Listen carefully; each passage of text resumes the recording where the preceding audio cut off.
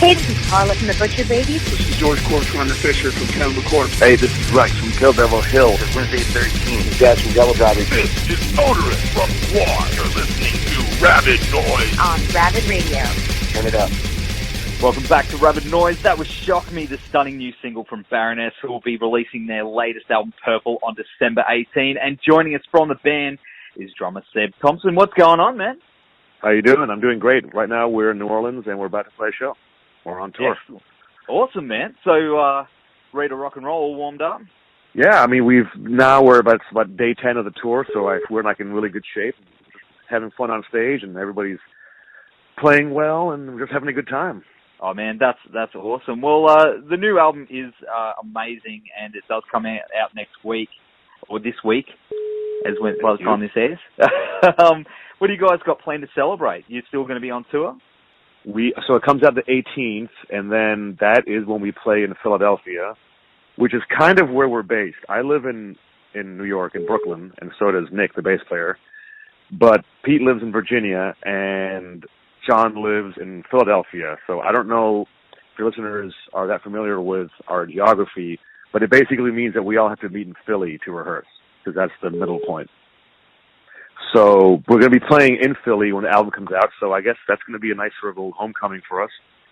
And then the next show is New York, which is where I live. And that's the end of the tour, and that, I'm sure, is going to be a great party. So I'm looking forward to that. Well, man, so I guess it's kind of like, a newborn child, if you could put it that way. You know? It's like I wouldn't know, because I don't think I have any children, so I don't know. That's just what a lot of people have said to me. A lot of bands have gone, it's like my albums are like, children. It's like, or a Christmas present. Well, yeah, I mean, in all seriousness, yeah. I mean, we worked really hard on it, and it's actually been done since about March or April. So wow. We were very ready to get it released, but there's all the sort of, less exciting parts of the music world, all the business parts that you have to consider. So, it got delayed a little bit. So we're very antsy for people to listen to it and get it out there. Well, man, so it's not far away, and as I was saying off air, man, it's killer. Like it's been on high rotation. Thank you. And it's so catchy too, and it's real. How do I describe it? It's real uplifting as well. Like after listening to it, there's no way I can feel bad. Yeah, I mean the thing about it is like it's John and Pete, who were in that bus accident, which happened 3 years ago, they, I think, felt, frustrated about the fact that their career suddenly got, derailed, as it were, and they couldn't support the album that just came out, which was Yellow and Green. So they were so, antsy in a good way to get some new music going. And Nick and I were also antsy to get some new music going because we had just spent, 2 years playing older Baroness material, which I love playing and it's really fun.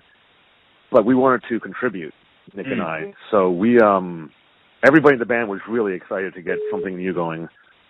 Oh my God, this is a real duck. I'm sorry. I'm on the street in New Orleans, and I thought it was a decoy duck. It's a real live duck. Oh, okay. Get him on the phone. Yeah, I mean, he's really cute. What's up? What's up, buddy? That's so funny. Oh my God. Okay, anyway, sorry. And yeah, no, so we were just really ready to, like, uplifting is a good word. I mean, we didn't talk about that when we wrote it, but it just happened that way. And I think the sort of irony is that the lyrics are all up to John, and they're very personal to his experience with the accident, which was a dark experience. And he's still dealing with repercussions. He's got, some limited mobility and some pain that he's always going to have to deal with. So it's funny, the lyrics are kind of dark, but I think the music is, very uplifting. So it kind of makes a nice combination, I think. Yeah, definitely, man. Kind of interesting combination. Yeah, for sure. And it's, as I said, uplifting is definitely a word, and it's very, as you said, lyrically it's dark, but feels like it's got a positive message in there somewhere. The thing that some people have been saying, which might be a little bit sort of cliche, but it is kind of true, it is kind of, a rebirth and a sort of like, rising from the ashes kind of thing. You know what I mean? I mean, this band easily could have stopped being a band. But John and Pete really were like, listen, man, this is like a good thing, and we love doing this, and we want to continue. Let's get two new dudes and go from there. So that's why I think it's a little, sounds uplifting, because it was, triumph in the face of adversity, right? If I can use another cliche. Yeah. No, that perfectly sums it up, man. Perfectly sums it up for sure. Well, you've of course been with the band for a couple of years now. You're not the new kid on the block anymore. So how did No. I read that they didn't try anyone else out for the job. Like, you were the guy. So on the flip side of that, I was the guy, and I think what happened was that, there's plenty of great drummers out there, and there's plenty of, especially guys who are studio or session drummers who just shred, right? But they didn't necessarily want that. They wanted a guy who's made music that they like. They're fans of Trans Am, which is the band that I played in previously and still playing. They're fans of that band, and they were fans of my drumming, and they wanted a guy who had made records, who had been on tour, and knew what the life was like, and could contribute, and, hopefully be a friend eventually, and not just some machine who would, do what they say, right, musically. So, what, I was, the list of guys they were interested in was very short, because they wanted to keep it. John and I didn't know each other, but we have one friend in common. We're that close as far as like degrees of separation. So all it took was one phone call from John to a friend, which got to me, and then I was talking with John, and then I went to Philly within a week, and we were playing. It was really that simple. That's crazy, man. And what was it that drew you to the music? Was it what was it that was in there that really? So many things.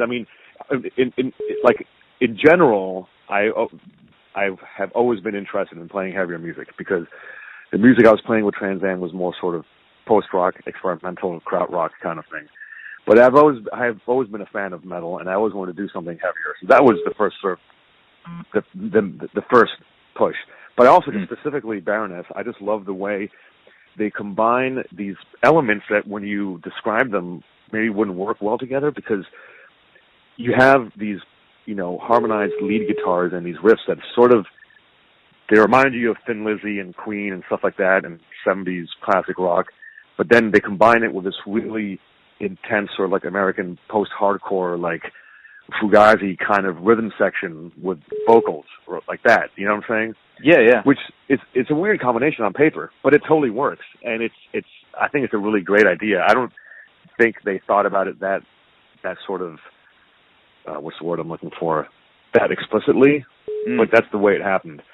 And so, yeah, I always loved that. I thought that was a great combination, and also I just love the way how Baroness manages to be very baroque and layered without being overwrought.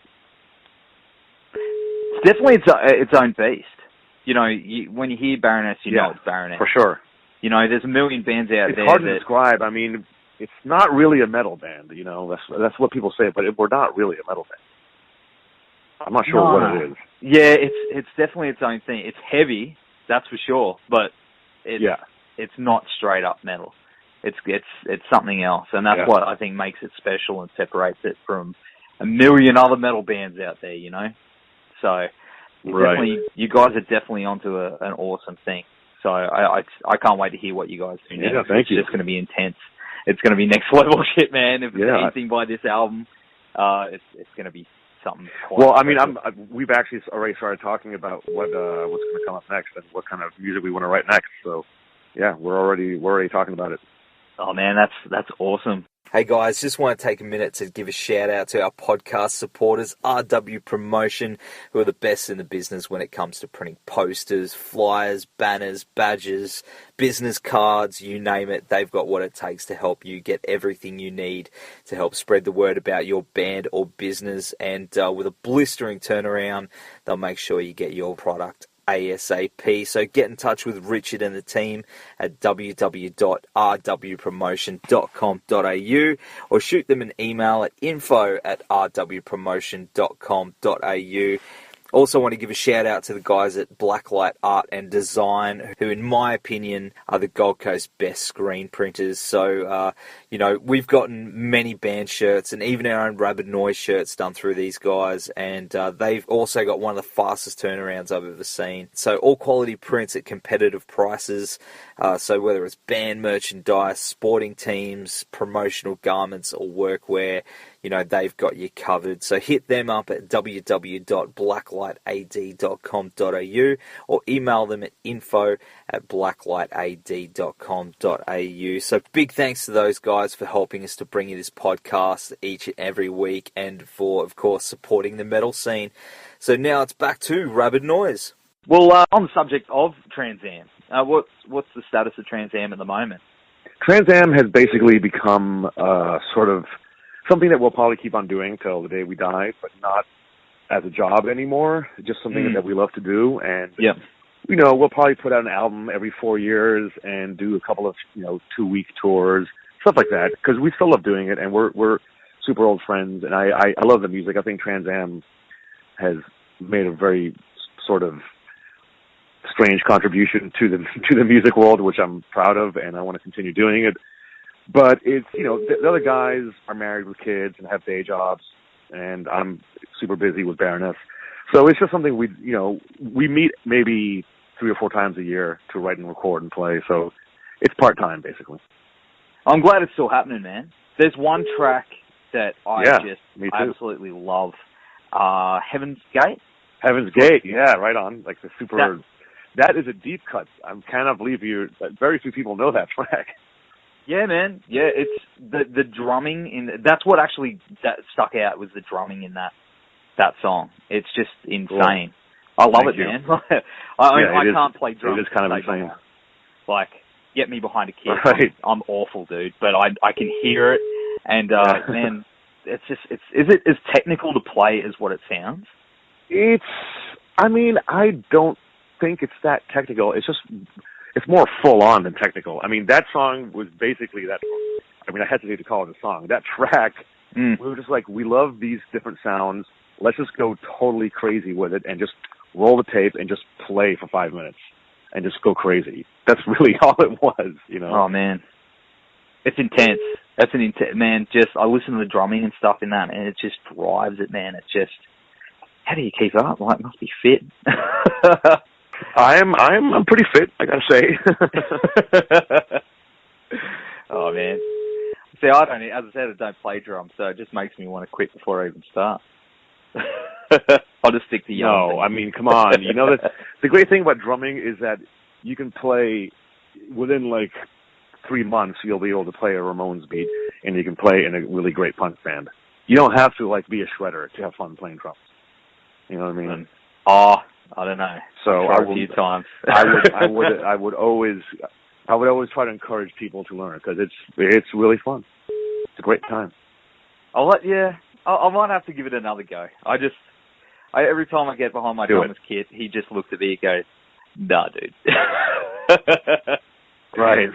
I'll just yell. Well, don't let him judge you. Yeah. And it's always good in bands for everybody to be able to play a little bit of each other's instruments, you know. I'm going to tell him you said that. Actually, I'll show him the audio, and I'll say, see, now you got to put up with it, bro. Do you know what? Do you know what Trans Am used to do? Actually, we used to have a thing. We, for a while, owned a recording studio in D.C. in Washington D.C., where we lived and worked. And every Friday, we would have what we called Casual Friday, which was we would write and record, but you were not allowed to play your main instrument. Wow, that's intense. See what I'm saying? So I would play bass or guitar or keyboard on Casual Friday, and one of the other guys would play drums, and it was, always hilarious. And it didn't make it to any record, but we did come up with ideas that we wouldn't have come up with otherwise, for sure. I'm going to do that in the next jam. I'm going to say we're switching it up. Do it. This is the way it is. Get a couple of beers and have Casual Friday. That's Yeah, well, it'll be more than a few beers, but we'll get there. Yeah. Right on. Well, man, so you're busy with Baroness at the moment, touring. So can we expect to see you guys in the near future? Definitely. I mean, we want to tour a lot on Purple. The initial plan is Europe in February and March, and the U.S. in April and May. So I would assume that we're going to do European festivals in the Northern Hemisphere summer, and then probably go down south, late